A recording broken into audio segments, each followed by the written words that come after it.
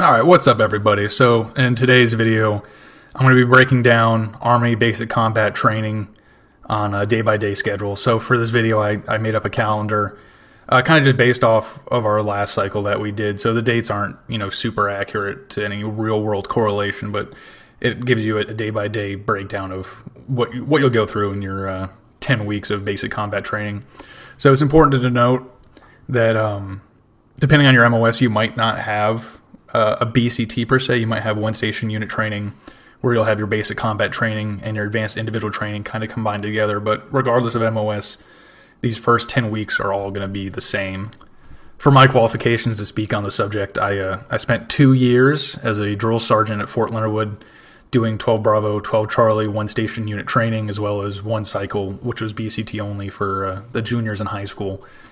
So once you've completed the recruiting process and you've gone through MEPS, you'll actually ship to your duty station where you'll be doing your basic training. The first place you're going to arrive at is what's called reception. So from my experience, it seems like everybody kind of shows up there at like 3 or 4 in the morning. So when you first get there, you'll be super tired. They're going to issue you your initial uniform that you're going to wear. They'll put you up in a bunk with a locker for your stuff. You're going to turn in your phone, all sorts of civilian stuff you might have with you.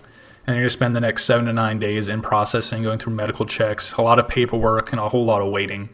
Then after those 7 to 9 days is when your drill sergeants from your real unit will actually come to pick you up. And that's where basic combat training really begins. So typically the day of pickup, you're not going to get grabbed by your unit first thing in the morning. It's typically in the afternoon, sometime after lunch. So your drill sergeants will have you lined up kind of in this little loading dock area. They'll put you on buses and then they'll drive you over to your unit. You'll arrive. There'll probably be a little bit of chaos getting off the bus, a lot of running, yelling, bags everywhere. They'll form you up and then you're going to get your day zero briefs, right? So covering the essentials, sexual harassment, equal opportunity program, suicide awareness, stuff like that. From there, you're going to do what's called your initial layout. So you're going to dump all your bags, everything you own out. And the drill sergeants and cadre are going to go through your stuff and look for contraband, things that you're not allowed to have. On the rest of day zero, you're going to get your bed where you're going to sleep, your locker, your bunk, all that jazz. You're not going to eat at the DFAC, the dining facility, on your first day. They'll probably have you eat what's called field chow, where they bring food to you and you'll eat at the company. It's going to be a long day, and don't expect to go to bed till pretty late on that first night because there's a lot of stuff to jam in, and you show up at 2 or 3 in the afternoon to begin with. The morning of the next day, you'll have what's called the first 100 yards. Different MOSs have their own versions of it. So for the engineers, we have what's called Into the Breach. It's the same concept, just a little bit more engineer focused. It's going to consist of, obstacles, puzzles, physical challenges, just general team building events. And that should only last till about 9 or 10 in the morning. You're going to be pretty physically tired from it. Even if you have general fitness before the Army, it's events that you don't really train on in normal day-to-day life.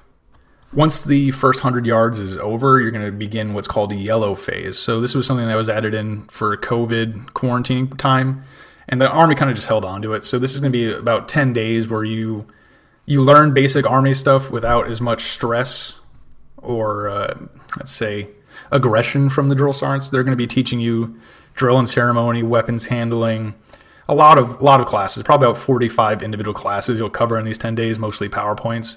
But this is where you'll start that foundation of Army knowledge and getting to know the people that you're going to be living with for the next 10 weeks. Once yellow phase is complete, you'll start red phase, usually about 4:30 in the morning. It's going to be a very big change of pace because before the drill sergeants, they don't really mess with you as much. They wake you up by turning on the lights and maybe yelling a bit. But you shower and all that stuff on your own. You have a lot more free time. But once red phase begins, that's all out the window. The door is going to get kicked in about 4:30 in the morning. And it's just going to be chaos for the next 2 weeks. So the first day of red phase, lots of physical activities. On my schedule here, we have first aid training 1. So most of the day is going to be spent off-site. You're going to go somewhere else and you're going to have medics teach you the foundations of first aid, military first aid. So that's going to cover day 1. By this point, you'll already be eating at the dining facility, and you're going to have what's called red phase procedures. So everything's going to be controlled. You're going to be marching in and around everywhere. The drill sergeants are going to be making numerous corrections very loudly and probably physically as well. Once the day finally comes to an end, you'll go through what's called hygiene drills, where the drill sergeants will run you through the showers, all in a very controlled, disciplined manner. And you'll start your first night of red phase sleep. So when you're sleeping at night in basic training, there's some things you have to be aware of. You have what's called fire guard. So it's typically an hour-long shift. You'll have 4 to 6 people up every hour. They'll typically be in the duty uniform, if not including the ballistic vest and helmet. So they'll be cleaning, and you'll have 2 people at the doors watching guard. So if the drill sergeant comes in at night, they have to greet the drill sergeant, give them, a head count, weapon count, all that jazz. And that happens every hour of every night, all the way till graduation. The next day, you'll be doing First Aid 2, which is just a continuation of First Aid training from day 1. Typically, the First Aid days, there's 3 of them. They'll be all in a row, but sometimes, like in the schedule I have here, they'll be kind of separated. First Aid 2 will be covering more of like combat recovery of personnel that have been down, so like carries, drags, and how to properly move injured people. So that First Aid class will cover most of the day, but beyond that, you'll also have more classes and instruction from the drill sergeants. The next day, you're going to have what's called the Warrior Tower, which is more commonly just known as rappelling. So you'll have the 15-foot angled wall where you'll practice. You'll tie your own Swiss seat, which is what is acting as the harness for when you're rappelling. There'll be different cadre there to instruct as well as the drill sergeants. The drill sergeants will be running it, but the training cadre from the tower will be teaching it. So you'll do the 15-foot tower, and then from there you'll move on to the 40-foot tower, which is a straight vertical wall. It seems scary at first, the first time you do it, but once you're about halfway down the wall, you start having fun with it. Also on this day, you have your first R2 brief. So R2 is a program the Army has. They're kind of like sports coaches that come out and they kind of hype you up. They talk to you about how to cope with the physical and mental difficulties of what you're going through. You're going to see them repeatedly. They typically come out once per phase. So this will be your red phase R2 meeting. All right, so the next day is one of my favorites. This is where we're going to be covering CBRN 1 and 2.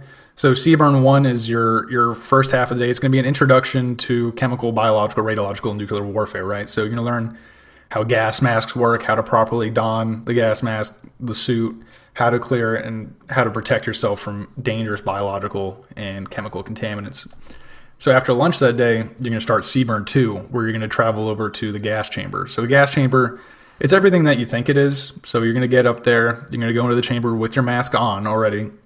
The gas will already be cooking, so it's not that intense. It's usually 1 to 2 tablets per group. So you're going to do some exercises inside the gas chamber. You're going to move your head left, right, up, down, chew, jog a little bit in place just to show you that the mask does work. They're going to have you lift the mask and then put it back on and clear it to show you that you can clear gases out of the mask and resume breathing normally. And then after that, you're going to take the mask off and keep it off until you leave, just so you can get a little taste of the CS gas. It is intense for most people. Some people are completely immune to it, so the reaction you'll have to the gas is entirely dependent on yourself. But it goes away pretty quickly. You'll run outside, flap your arms like a bird for a while, and it'll go away after a few minutes, and you'll be done with it. All right, the next day we'll be covering one of the 3 major obstacle courses. So I kind of break them down by type. You have what I call the brain course, which tests your teamwork and mental abilities. The physical course, which is just purely physical endurance, and then the fear course, which covers your ability to, face fears. So this first obstacle course that we're having on our schedule is what's called the team development course, which is the brain course. So you'll be working in a team of about 14-ish people at a time. You're going to be going through obstacles that require you to think and work as a team to get through them. I have pictures, obviously, of some examples here. There is a set time limit.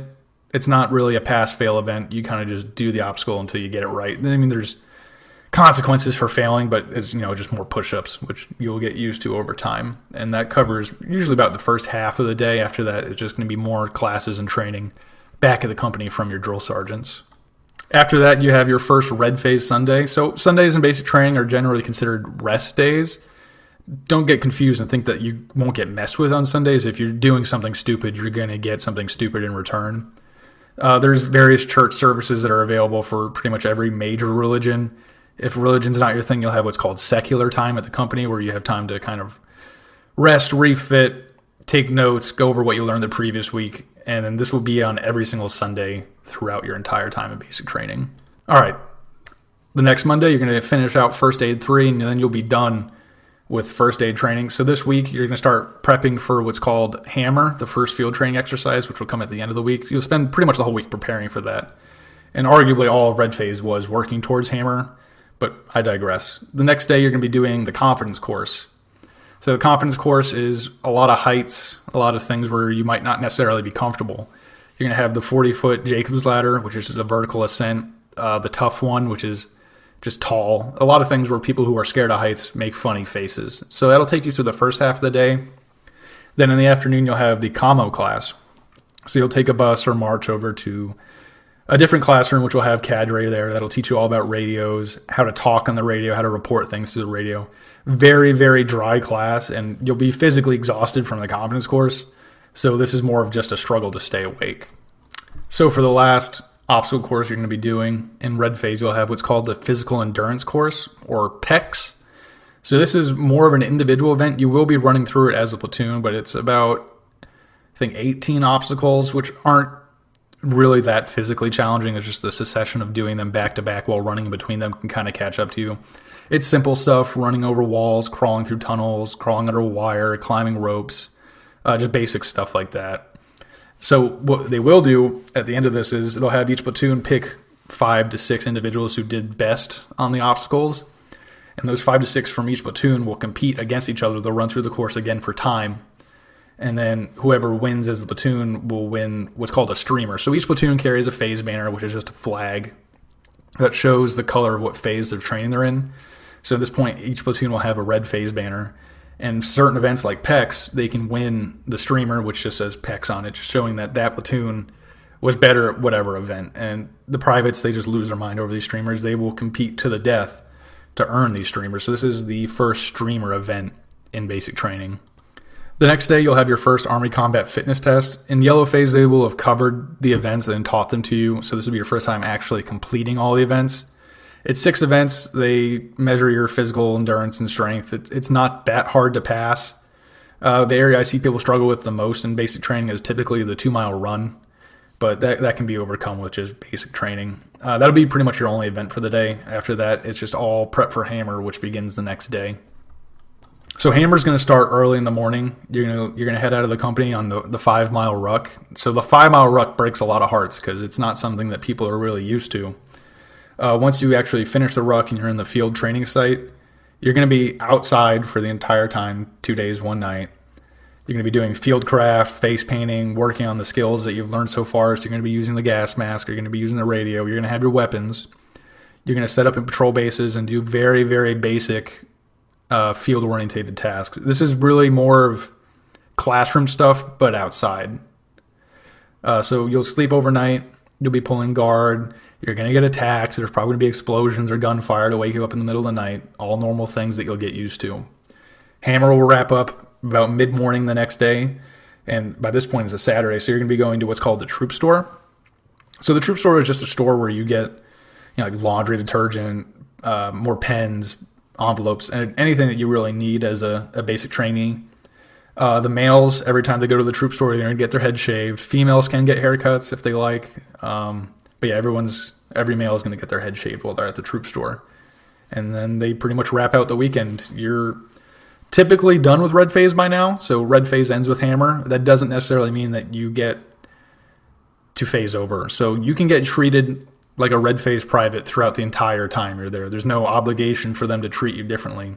But if you're well-behaved and doing things right, at this point you'll be done with red phase and you'll now begin white phase, which is more focused on marksmanship. So the first day of white phase, you're going to do what's called the EST, the Electronic Skills Tester Trainer, something like that. So you're going to go to this building. It's going to have a giant computer system, right? So there's a projector with targets and these rifles that have like an air system in them to reproduce recoil with lasers on them. So it's like a virtual shooting range, right?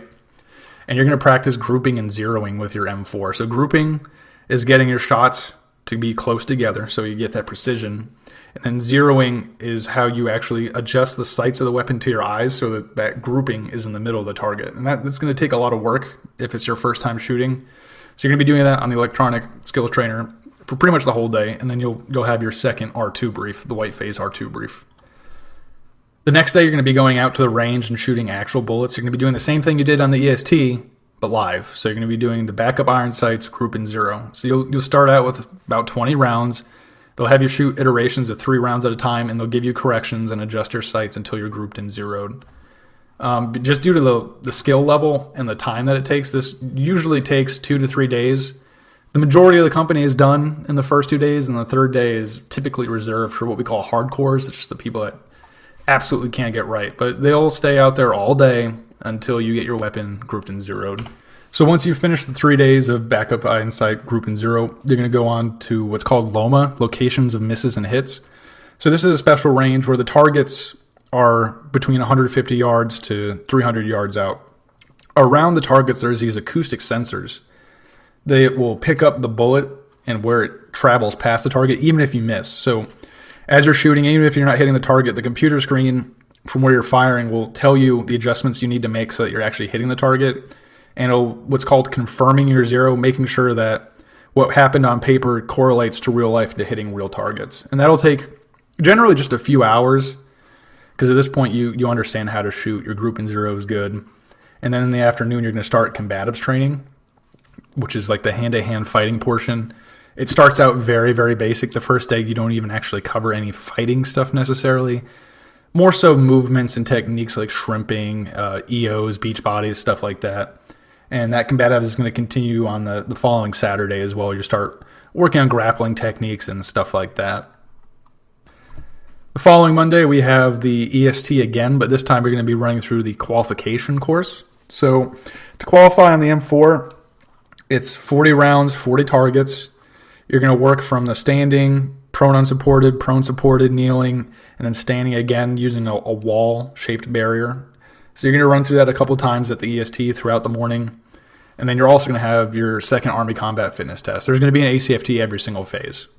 The next day, you're going to have your pre-qualification, which also counts as qualification, right? So the pre-qual, it's the same 40 targets, 40 rounds. It's just a little bit less time between the targets. So if you qualify during a pre-qual, that counts. You don't have to worry.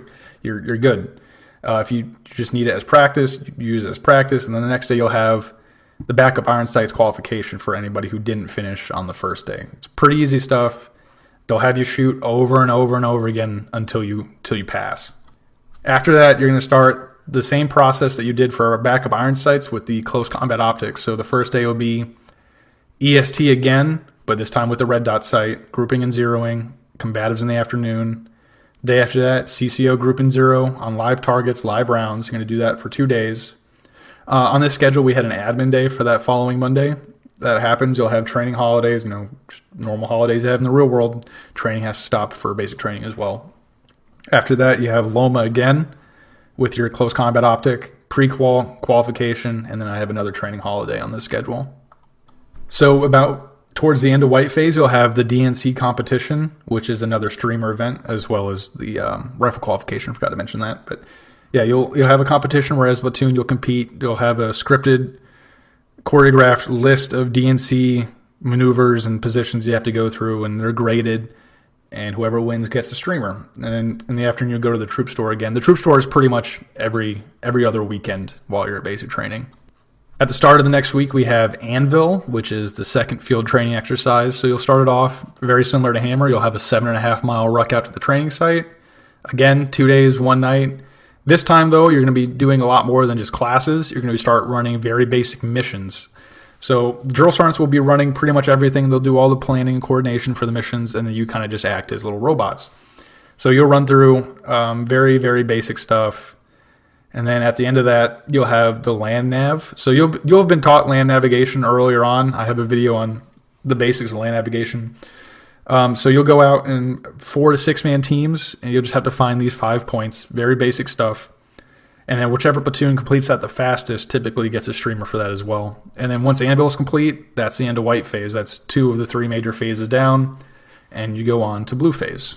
So the first day of blue phase on this schedule, you have phase 2, central issuing facility. So this is where you're going to get dressed and fitted for your Army green service uniform, the fancy suit that you'll wear for dress events. That typically takes about half the day. You won't get the uniforms that day. You'll get fitted size and all that jazz. They'll take them to the tailors to get fitted, sewn up, and make sure it actually looks good on you. Then in the afternoon, you're going to finish off combatives. And this will typically be a streamer event as well, where they'll have the best of each platoon wrestle for supremacy.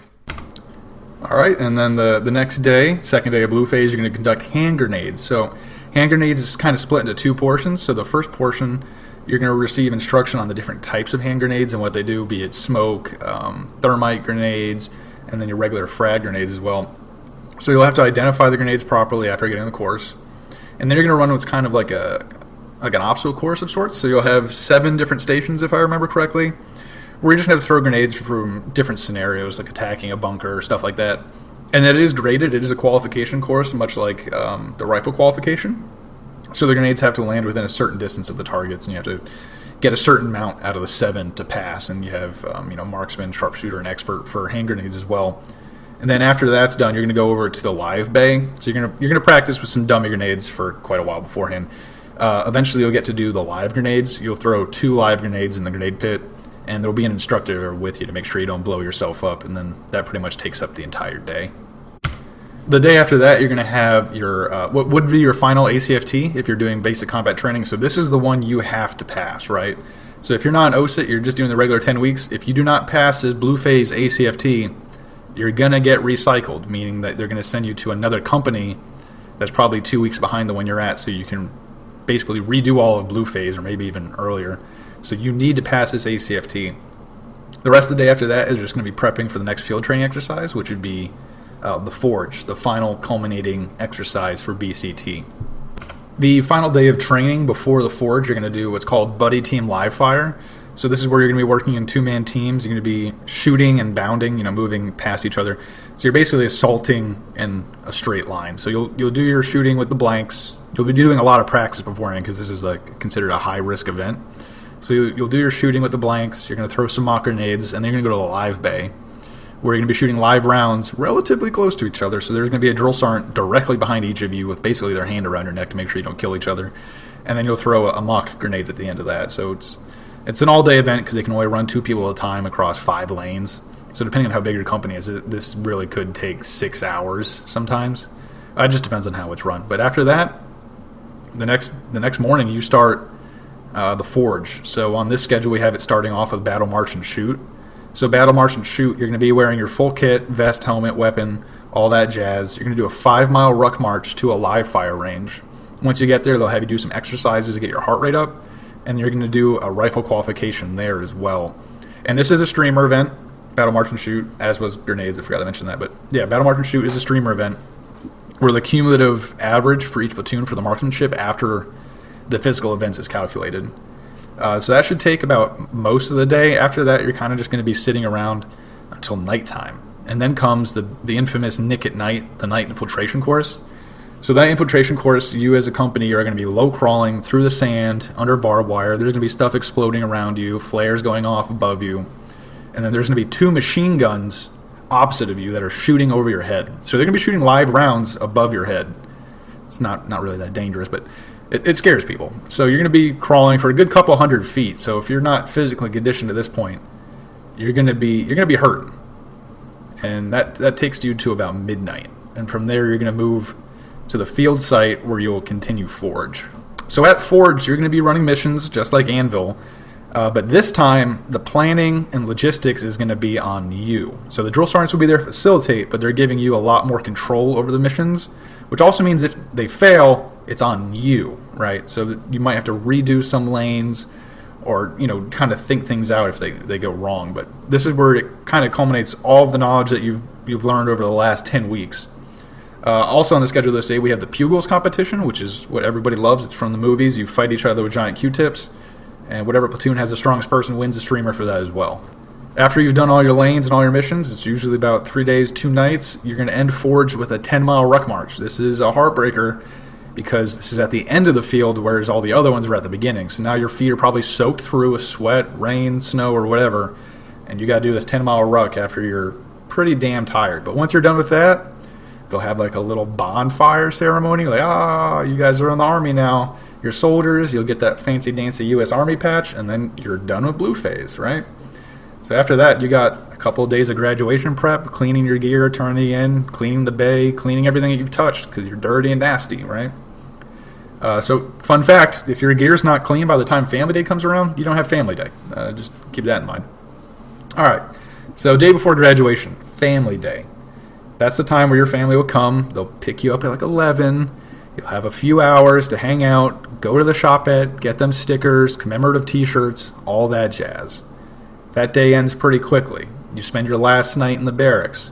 Last morning, you're probably going to have a rough wake-up just for old time's sake. You're going to go through the graduation ceremony, and then you're done. You're moving on to your AIT. If you're an OSIT, you wake up, and it's just the first day AIT. There's not really a change for you. There's no graduation ceremony till the very end. But yeah, basic training, overall, it's going to feel very either hard or boring while you're there. But once it's done and you look back on it, you realize that it went by pretty quickly and it wasn't really that bad. So even if you're like very physically competent when you show up, you're going to be challenged in some way while you're there. They're going to challenge some metric of your personality, whether it be your patience, your leadership, physical competence, or just, you know, your general personal skills. But yeah. So if you found this video to be entertaining or at least informative, leave some feedback if you want to see a breakdown of this for other schools in the Army. I can break down AIT, Airborne School, Ranger School, Sapper School. I can break down all of those on a kind of day-by-day basis so you can have a little bit more information as you go into these.